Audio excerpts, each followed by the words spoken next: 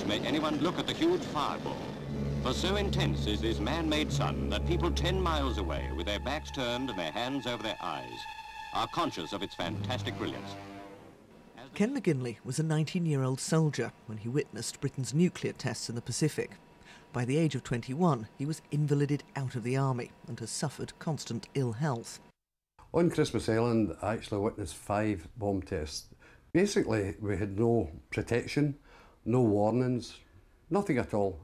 All we were told to do was to stand and look at the bomb, basically, cover our eyes up in case we get blinded by the flash. When the explosion started, it was just unbelievable. It frightened a lot of us. In fact, there was an awful lot of men standing crying, an awful lot crouched down and started crying.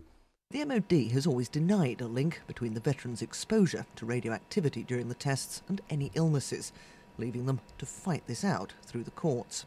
There is an acceptance by every country in the world other than the UK that exposure to the levels of radiation to which veterans are exposed is likely to cause damage. Shirley Denson has also been fighting for answers and an apology from the government. Her late husband, Eric, was an RAF pilot, selected to fly through the radioactive cloud as a nuclear bomb exploded in order to test it. He was told when he landed he'd had far too much radiation to participate in any further tests, and he would have to be sent home. His vomiting started that night, and he vomited for 5 days. The big impact when he first arrived home was this personality change.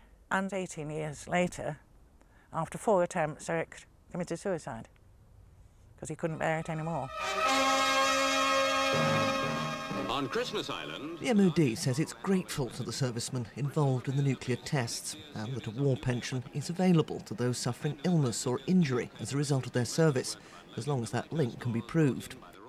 I just hope that the veterans and the widows and ultimately the children and grandchildren will get justice from the Supreme Court. That's all we're looking for, is justice.